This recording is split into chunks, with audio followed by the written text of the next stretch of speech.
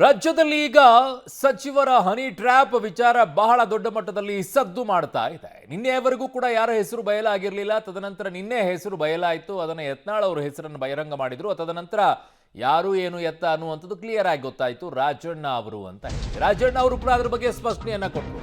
ಈಗ ಸಂಚಲನವನ್ನ ಉಂಟು ಮಾಡಿರುವಂತಹ ಈ ಪ್ರಕರಣ, ಈ ಹನಿ ಬಲೆ ಹೆಣೆದಿದ್ದಾದ್ರೂ ಯಾರು?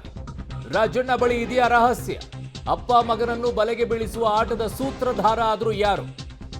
ರಾಜಣ್ಣ ಫ್ಯಾಮಿಲಿ ಮೇಲೆ ಪೊಲಿಟಿಕಲ್ ಟಾರ್ಗೆಟ್ ಆಗಿತ್ತಾ? 6 ತಿಂಗಳ ತಯಾರಿಯಂತೆ, 1.5 ತಿಂಗಳ ಹಿಂದೆ ಟ್ರ್ಯಾಪ್ ಅಂತೆ. ಇವರು ದೂರು ಕೊಡುವಂಥದ್ದು ನಿನ್ನೆ ಅಂತೆ. ಅಷ್ಟು ದಿನ ಸುಮ್ಮನಿದ್ದು ಈಗ ಹನಿ ಟ್ರ್ಯಾಪ್ ಸ್ಫೋಟ ಯಾಕೆ ಆಗಿದ್ದಾಗ? ಯಾವುದಕ್ಕೋಸ್ಕರ ಕಾಯ್ತಾ ಇದ್ರು? ಇನ್ಯಾವುದನ್ನ ಈ ವಿಚಾರದಲ್ಲಿ ಟಾರ್ಗೆಟ್ ಮಾಡಬೇಕು ಅಂತ ಇದ್ದಾರೆ? ಈ ಮೂಲಕವಾಗಿ ಯಾರನ್ನ ಬಲೆಗೆ ಬೀಳಿಸಬೇಕು ಅಂತ ಇದ್ದಾರೆ? ಯಾರನ್ನ ಖೆಡ್ಡಾಗೆ ತೋಡಬೇಕು ಅಂತ ಇದ್ದಾರೆ? ಯಾರ ರಾಜಕಾರಣಿಯ ರಾಜಕೀಯವನ್ನ ಇತಿಶ್ರೀ ಹಾಡಬೇಕು ಅಂತ ಇದ್ದಾರೆ? ಇವೆಲ್ಲ ಲೆಕ್ಕಾಚಾರಗಳಿದೆ. ಕಾರಣ 6 ತಿಂಗಳ ಹಿಂದೆ ಅಂತಾರೆ, 1.5 ತಿಂಗಳಿಂದ ಟ್ರೈ ಆಯಿತು ಅಂತಾರೆ, ಕಂಪ್ಲೇಂಟ್ ಕೊಡಲಿಲ್ಲ. ಅದನ್ನು ಕಂಪ್ಲೇಂಟ್ ಕೊಡಬೇಕಾದ್ರೆ ನಿನ್ನೆವರೆಗೂ ಕಾಯ್ಬೇಕಾಯ್ತಾ?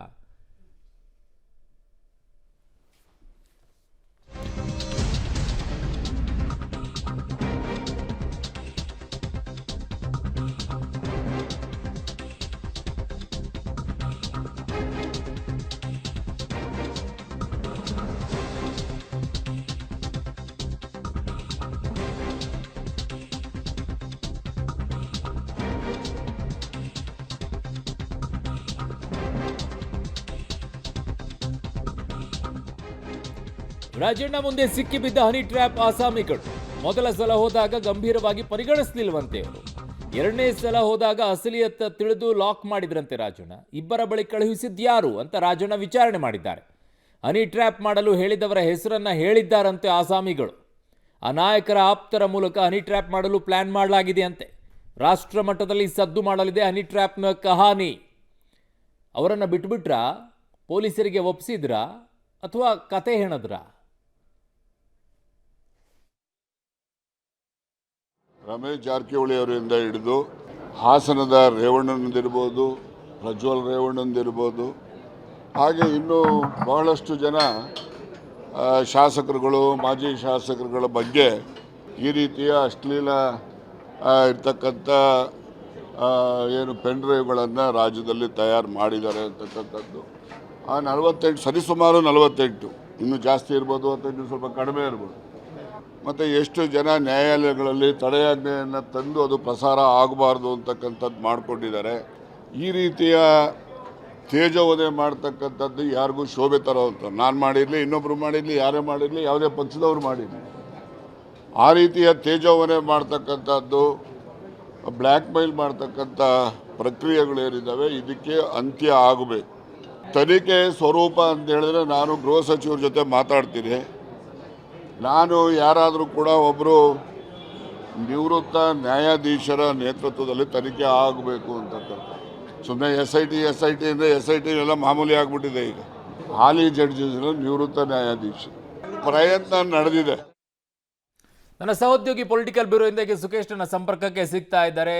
ಸುಖೇಶ್, ಈಗ 1.5 ತಿಂಗಳಿಂದ ಅಟೆಂಪ್ಟ್ ಆಗಿದೆ. ಅವ್ರನ್ನ ಕರೆದು ವಿಚಾರಣೆಯನ್ನ ಕೂಡ ಮಾಡಿದ್ದಾರೆ. ಯಾರು ಅಂತ ತಿಳಿದಿದೆ ಅನ್ನೋದಾದ್ರೆ ಇಷ್ಟು ತಡವನ್ನಾಗಿ ಮಾಡಿದ್ಯಾಕೆ? ಏನ್ ನಡೀತಾ ಇದೆ ಕಾಂಗ್ರೆಸ್ನ ಪಡಸಾಲೆಯಲ್ಲಿ ಚರ್ಚೆ? ಅರುಣ್, ಒಂದು ಸ್ಪಷ್ಟ, ಹನಿ ಟ್ರ್ಯಾಪ್ನ ಆರೋಪವನ್ನು ಸಚಿವ ರಾಜಣ್ಣ ಅವರು ಮಾಡಿದ ನಂತರ ಅದು ಬೇರೆ ಬೇರೆ ರೀತಿಯಲ್ಲಿ ಚರ್ಚೆ ನಡೀತು, ಬೇರೆ ಬೇರೆ ಆಯಾಮಗಳನ್ನ ಪಡೆದುಕೊಳ್ತು. ಜೊತೆಗೆ ಪಕ್ಷದ ಒಳಗಿನವರ ಹೊರಗಿನವರ ಅನ್ನುವಂಥ ವಿಚಾರದ ಬಗ್ಗೆಯೂ ಕೂಡ ಒಂದಷ್ಟು ಚರ್ಚೆ ಆಯಿತು.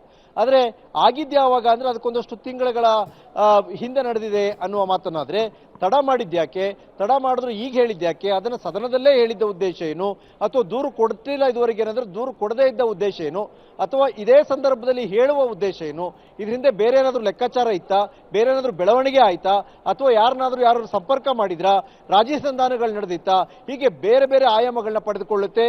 ಈಗ ಅಥವಾ ತಡವಾಗಿ ಹೇಳಿಕೆ ಕೊಟ್ಟಂಥದ್ದು, ಅಥವಾ ಅದನ್ನು ಸದನದ ಒಳಗೆ ಹೇಳಿದ್ಯಾಕೆ? ಸದನದ ಒಳಗೆ ಹೇಳೋದಕ್ಕೂ ಸದನದ ಹೊರಗೆ ಹೇಳೋಕ್ಕೂ ಸಾಕಷ್ಟು ವ್ಯತ್ಯಾಸ ಇರುತ್ತೆ. ಸದನದ ಒಳಗೆ ಅದನ್ನು ಹೇಳಿದೆ, ಅಷ್ಟಾಗಿಯೂ ಕೂಡ ಇದುವರೆಗೂ ದೂರು ಕೊಡದೇ ಇರೋದು ಯಾಕೆ? ಹೀಗೆ ಸಾಕಷ್ಟು ಆಯಾಮಗಳಲ್ಲಿ ಬೇರೆ ಬೇರೆ ರೀತಿಯ ವಿಮರ್ಶಾತ್ಮಕವಾಗಿ ಇದು ರಾಜಕೀಯ ಪಡಸಾಲೆಯಲ್ಲಿ ಚರ್ಚೆ ನಡೀತಾ ಇದೆ. ಅದು ಹೊರತಾಗಿಯೂ ಕೂಡ ಹಾಗೇನಾದ್ರೂ ಯಾರೇ ಪ್ರಯತ್ನ ಮಾಡಿದ್ರು ಅದು ತಪ್ಪೇ. ಯಾಕಂದ್ರೆ ವೈಯಕ್ತಿಕವಾಗಿ ಉದ್ದೇಶಪೂರ್ವಕವಾಗಿ ಈ ರೀತಿ ಟ್ರ್ಯಾಪ್ ಮಾಡುವ ಪ್ರಯತ್ನವನ್ನು ಮಾಡುವಂಥದ್ದು ಅಫೆನ್ಸ್. ಅಂದ್ರೆ ಅಫೆನ್ಸ್ ಒಬ್ಬರು ಜವಾಬ್ದಾರಿಯುತ ಸಚಿವರಾಗಿ ರಾಜಣ್ಣವರು ಕೂಡ ಅದನ್ನು ಕಾರ್ಯನಿರ್ವಹಿಸಬೇಕಿತ್ತು, ಅಂಥವ್ರನ್ನ ಬಲಿ ಹಾಕುವ ಕೆಲಸವನ್ನು ಮಾಡಬೇಕಿತ್ತು ಕಾನೂನಾತ್ಮಕವಾಗಿ. ಆದರೆ ಯಾಕೆ ಆಗಿಲ್ಲ ಅನ್ನೋದು ಸಹಜವಾದ ಪ್ರಶ್ನೆ. ಆದರೆ ಮತ್ತೊಂದು ಕಡೆ ಪೊಲಿಟಿಕಲಿ ರೈವಲ್ರಿನ ಅಥವಾ ಇಮೇಜ್ ಡ್ಯಾಮೇಜ್ ಕಸರತ್ತಾ ಅಥವಾ ಬೇರೆ ಇನ್ನೇನೋ ನಡೆದಿರುವ ದಾಖಲಾತಿಗಳನ್ನ ಇಟ್ಟುಕೊಂಡು ಈಗ ಮೊದಲು ಮಾತಾಡ್ತಿದಾರ. ಇವೆಲ್ಲದರ ತನಿಖೆ ಆಗಬೇಕು ಅಂದ್ರೆ ಮೊದಲು ದೂರು ದಾಖಲಾಗಬೇಕಾಗುತ್ತೆ. ಆದಾಗ ಮಾತ್ರ ಸತ್ಯ ಹೊರ ಬರಲಿಕ್ಕೆ ಸಾಧ್ಯ ಕೂಡ. ಅರುಣ್, ಓಕೆ, ಹಾಗೆ ಸಂಪರ್ಕದಲ್ಲಿ ಇರಿ ಸುಖೇಶ್, ವಾಪಸ್ ನಿಮ್ಮ ಹತ್ರ ಬರ್ತೀನಿ.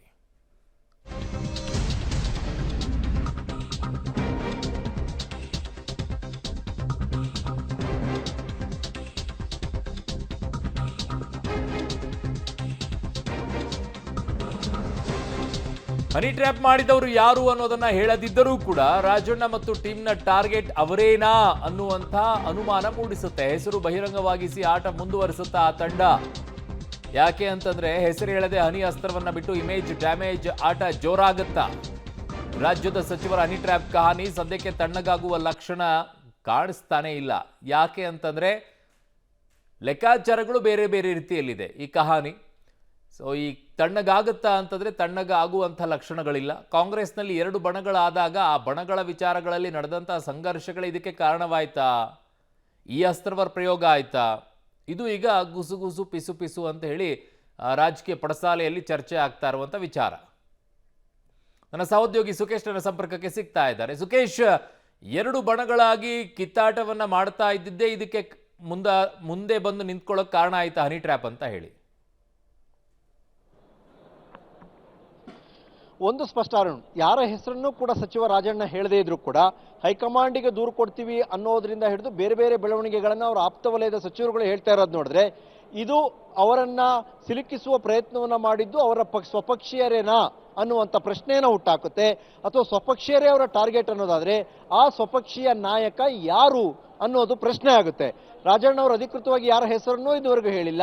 ಹೇಳದೇ ಇದ್ರು ಕೂಡ ಅವ್ರು ಯಾರ ಕಡೆ ಬೊಟ್ಟು ಮಾಡ್ತಾ ಇದ್ದಾರೆ ಅಥವಾ ಅವ್ರನ್ನ ಬೆಂಬಲಿಸಿ ಮಾತಾಡಿದಂಥ ಸಚಿವ ಸತೀಶ್ ಜಾರಕಿಹೊಳಿ ಅವರು ಯಾವ ವಿಚಾರವನ್ನು ಪ್ರಸ್ತಾಪ ಮಾಡ್ತಾ ಇದ್ದಾರೆ ಅನ್ನೋದು ಕೂಡ ಪ್ರಮುಖವಾಗುತ್ತೆ. ಅವರದೇ ಸರ್ಕಾರ ಇದೆ, ಅವರದೇ ಮುಖ್ಯಮಂತ್ರಿ ಉಪಮುಖ್ಯಮಂತ್ರಿ ಇದ್ದಾರೆ. ಎಲ್ಲದಕ್ಕಿಂತ ಪ್ರಮುಖವಾಗಿ ಈ ವಿಚಾರನ ಹೈಕಮಾಂಡ್ಗೆ ಹೋಗಿ ಹೇಳ್ತೀವಿ ಅನ್ನೋದಾದ್ರೆ, ಹೈಕಮಾಂಡ್ಗೆ ತಲುಪಿಸ್ತೀವಿ ಅನ್ನೋದಾದ್ರೆ ಇವರದೇ ಪಕ್ಷದ ಯಾರೋ ಒಬ್ಬ ನಾಯಕ ಅಂತಾಗುತ್ತೆ. ಆ ಒಬ್ಬ ನಾಯಕ ಯಾರು? ಅಥವಾ ಇವರು ಪೊಲಿಟಿಕಲಿ ಪಕ್ಷದ ಒಳಗಡೆ ನಡೆಸಿದಂಥ ಜಿದ್ದಾಜಿದ್ದಿ ಏನಿತ್ತು ಆ ಜಿದ್ದಾಜಿದ್ದಿಯ ಮುಂದುವರೆದ ಭಾಗವಾಗಿ ಎಲ್ಲ ಬೆಳವಣಿಗೆ ಆಗಿದೆಯಾ ಅಥವಾ ಆಗಿದೆ ಅನ್ನುವ ಲೆಕ್ಕಾಚಾರದಲ್ಲಿ ಅಥವಾ ಅನುಮಾನದಲ್ಲಿ ಇವರು ಇದ್ದಾರಾ? ಈ ಎಲ್ಲ ಪ್ರಶ್ನೆಗಳು ಉದ್ಭವಿಸುತ್ತೆ ಅರುಣ್. ಓಕೆ ಸುಖೇಶ್, ನಿಮ್ಮೆಲ್ಲ ಮಾಹಿತಿಗೆ ಧನ್ಯವಾದಗಳು.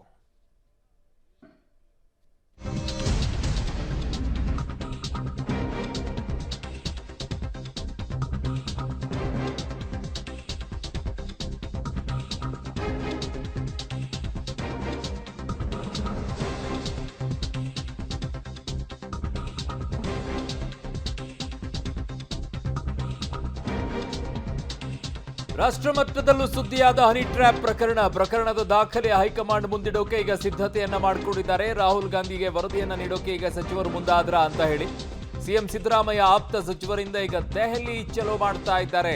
ಅಧಿವೇಶನ ಮುಗಿದ ಬಳಿಕ ದೆಹಲಿ ಪ್ರವಾಸ ಸಾಧ್ಯತೆ ಇದೆ, ಯಾವ ಅನುಮಾನನೂ ಬೇಡ. ಸಚಿವರ ನಿಯೋಗದೊಂದಿಗೆ ದೂರು ಸಲ್ಲಿಸಲು ಸಿದ್ಧತೆಯನ್ನ ಮಾಡಿಕೊಂಡಿದ್ದಾರೆ. ಈ ಬಾರಿ ಬಿಡಬಾರದು ಅಂತ ಹಠಕ್ಕೆ ಬಿದ್ದಂಗಿದೆ ಎಲ್ಲ ಸಚಿವರು. ಸೊ ಸಿಎಂ ಆಪ್ತ ಸಚಿವರಿಂದ ಇದು ನಿರ್ಣಾಯಕ ಯುದ್ಧನ ಆಗಿದ್ದಾಗ ನಾನಾ ನೀನಾ, ಇಲ್ಲ ನೀನಿರಬೇಕು ಇಲ್ಲ ನಾನಿರಬೇಕು, ಈ ಸಂಘರ್ಷಕ್ಕೆ ಬಂದು ತಲುಪಿದಂಗೆ ಕಾಣಿಸ್ತಾ ಇದೆ ಅಂತ ಕಾಣಿಸುತ್ತೆ ಕಾಂಗ್ರೆಸ್ನಲ್ಲಿ. ಸೊ ಈಗ ಹೈಕಮಾಂಡ್ ಹೋಗಿ ಭೇಟಿಯಾಗೋ ಸಿದ್ಧತೆಯನ್ನ ಮಾಡಿಕೊಳ್ತಾ ಇದ್ದಾರೆ. ಎಲ್ಲ ನೋಡ್ರಿ, ಯಾವುದೋ ಹಿಟ್ ಅಂಡ್ ರನ್ ಏನೋ ಹೇಳ್ತಾರಲ್ಲ, ಅದೇ ರೀತಿ ಏನೋ ಆಗಿರ್ಬೋದು ಅಷ್ಟೇ. ನನಗೇನು ಅವೆಲ್ಲ ಏನೋ ಗೊತ್ತಿಲ್ಲ. ನಾನು ನಿನ್ನೆ ಬೆಳಗ್ಗೆ ಹೇಳಿದ್ದೀನಿ, ಫಸ್ಟ್ ಒಂದು ಪೊಲೀಸ್ ಸ್ಟೇಷನ್ ಕಂಪ್ಲೇಂಟ್ ಕೊಟ್ಟು ಫೈಲ್ ಮಾಡಿ ಅಂಥದ್ದೆಲ್ಲ ತಡಿಬೇಕು, ಕ್ರಮ ಕೈಗೊಳ್ಬೇಕು, ಲೇಟ್ ಮಾಡಬಾರ್ದು. 48 ಗಂಟೆದು ಮೊದಲು ತನಿಖೆ ಆಗಬೇಕು ಅಂತ ನಾನು ಒತ್ತಾಯ ಮಾಡ್ತಾ ಇದ್ದೀನಿ. ಎಲ್ಲ ನೋಡ್ರಿ, ಯಾವುದೋ ಹಿಟ್ ಅಂಡ್ ರನ್ ಏನೋ ಹೇಳ್ತಾರಲ್ಲ, ಅದೇ ರೀತಿ ಏನೋ ಆಗಿರ್ಬೋದು ಅಷ್ಟೇ. ನನಗೇನು ಅವೆಲ್ಲ ಏನೋ ಗೊತ್ತಿಲ್ಲ. ನಾನು ನಿನ್ನೆ ಬೆಳಗ್ಗೆ ಹೇಳಿದ್ದೀನಿ. ನನ್ನ ಸಹೋದ್ಯೋಗಿ ಈಗ ಸುಖೇಶ್ ಪೊಲಿಟಿಕಲ್ ಬ್ಯೂರೋದೊಂದಿಗೆ ಮತ್ತೆ ನನ್ನ ಸಂಪರ್ಕಕ್ಕೆ ಸಿಗ್ತಾ ಇದ್ದಾರೆ. ಸುಖೇಶ್, ಹೈಕಮಾಂಡ್ಗೆ ದೂರನ್ನ ಕೊಡುವ ಬದಲಾಗಿ ಮೊದಲನೇದಾಗಿ ಸ್ಥಳೀಯವಾಗಿರುವಂಥ ಎಲ್ಲಿ ಅವ್ರು ಅಟೆಂಪ್ಟ್ ಮಾಡಕ್ಕೆ ನೋಡಿದ್ರು ಅಲ್ಲಿ ಪೊಲೀಸ್ ಸ್ಟೇಷನಲ್ಲಿ ಈಗ ಡಿ ಕೆ ಶಿವಕುಮಾರ್ ಹೇಳೋ ರೀತಿಯಲ್ಲಿ ಒಂದು ಕಂಪ್ಲೇಂಟನ್ನು ಕೊಡಬೇಕಾಗಿತ್ತು. ಈ ಕಂಪ್ಲೇಂಟ್ ಕೊಡೋಕೆ ಯಾಕೆ ಇನ್ನೂವರೆಗೂ ಕೂಡ ಹಿಂದೇಟನ್ನು ಹಾಕ್ತಾ ಇದ್ದಾರೆ?